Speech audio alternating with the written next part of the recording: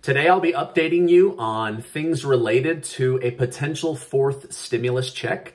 I'll cover where we're at with student loan forgiveness and pushback President Biden is receiving from his own party. Members of Congress and President Biden demand answers about the COVID-19 origin and much, much more. Hello and welcome to today's May 27th daily news report, as well as ongoing stimulus check information video. If you're a subscribed member of my community, then welcome back. And if you're not, consider subscribing right now. All right, I love keeping you guys up to date on what's going on in Washington, D.C., the economy, money, and occasionally some funny stories. All right, now, remember, if you see this face asking you in the comments to text about money, taxes, crypto, or investment, that is a scammer. I will never do that. Also, don't forget, it's running out of time. Casey and I are giving away over $3,000 in prizes and cash. There's going to be 20 winners, so go make sure that you sign up for that.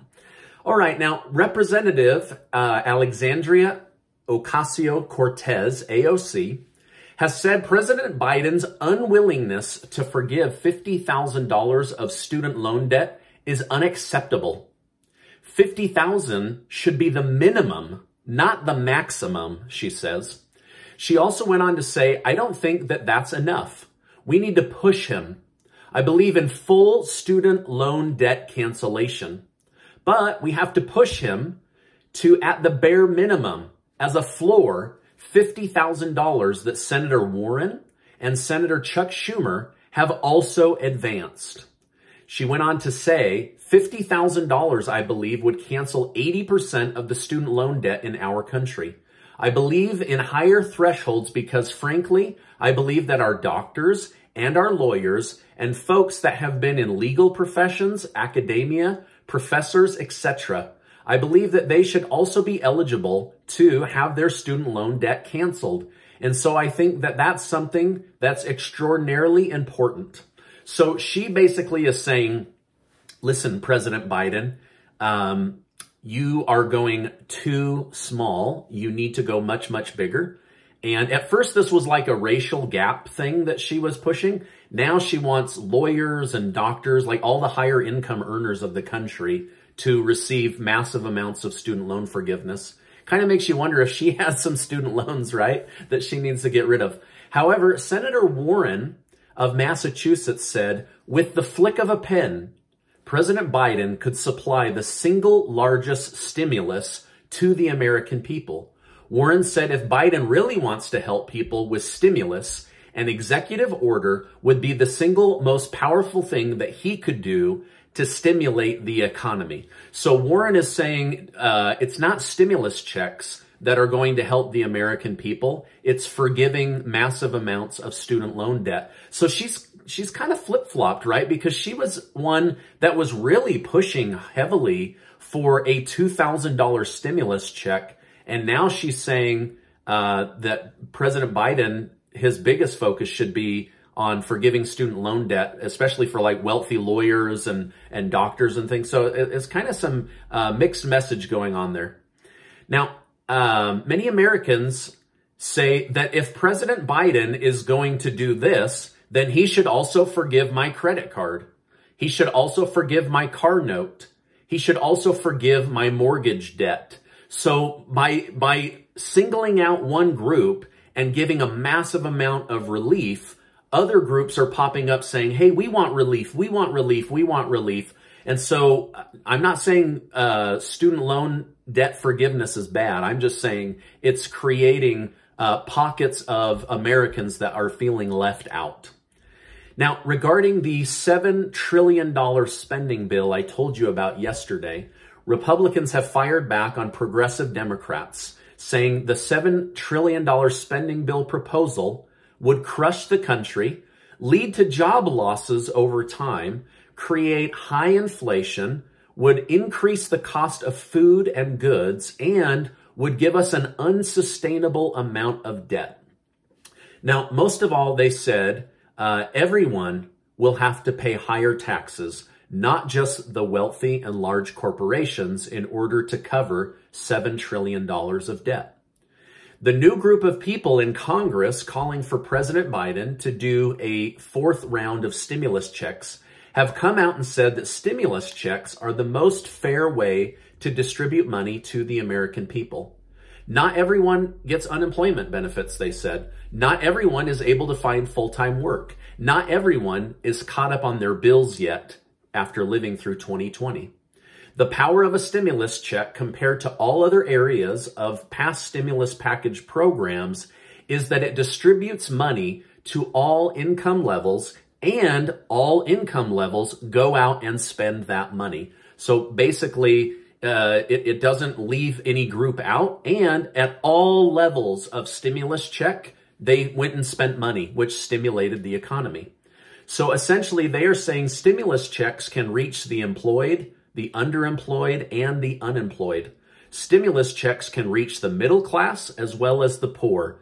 That's why they are pushing for more stimulus checks versus more unemployment or other programs.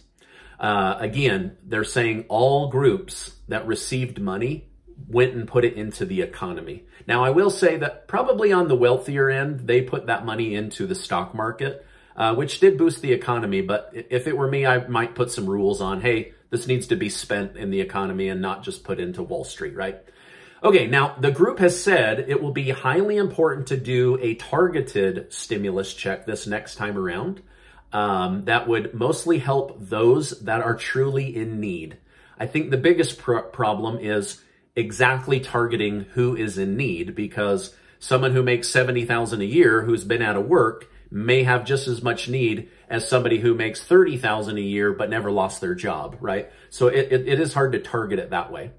So if a fourth round of stimulus checks do get included in the next stimulus package, or the American Families Plan, which is the social infrastructure bill, it will likely be targeted by those Congress feel are most in need. Other experts have said that Biden isn't likely to back another stimulus check, as he feels he's had a major breakthrough by doing stimulus checks to children each month between the month of July and December.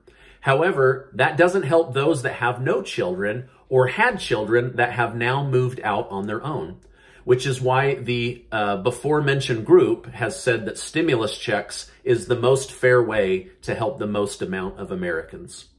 Now, Adam Rubin from the Economic Security Project said he isn't going to tell Congress what amount of money to make the next stimulus check, but that $1,000 at a minimum is where he would start based on the data he and his group have collected. By the way, I just want to say thank you so much for giving these videos a like. I really appreciate that. Helps get the word out on YouTube. All right, now, President Biden last night asked the intelligence community to redouble efforts in finding out the origins of the COVID-19 virus. Biden is demanding to know whether this was made in a lab and released on the United States and the world, or if it was made in a lab and accidentally leaked, or if it actually came from nature. He wants a report on his desk in 90 days with answers. Yesterday, Senator Kennedy of Louisiana asked Dr. Fauci, is there any chance China has lied to the United States or tried to cover up the COVID issue? Fauci said he didn't believe so, but also didn't know. Senator Kennedy also asked if there's any chance China is using U.S. tax money to fund virus research that could then be used against us. Fauci said he didn't think so, but also didn't 100% know what they were using U.S. taxpayer dollars to research. So I guess we've been giving China a lot of money to do research, and they haven't been following up with how they're spending it. Now, the White House announced President Biden will be meeting with the Queen of England, Queen Elizabeth, in the month of June. Democrats are trying to rally enough Republican support to create a January 6th commission to further investigate the Capitol breach. However, many Republicans, including Senator Mitch McConnell, say it is a waste of time and taxpayer money, as there are already several major investigations ongoing and over 400 arrests. Yesterday, Senator Romney and Senator Murkowski say that they would support a deeper investigation into what happened.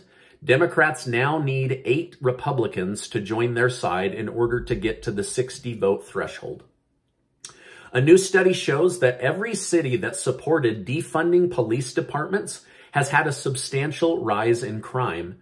Major cities like Los Angeles, Chicago, and New York saw on average a 33% rise in homicide, rape, and robbery. Yikes.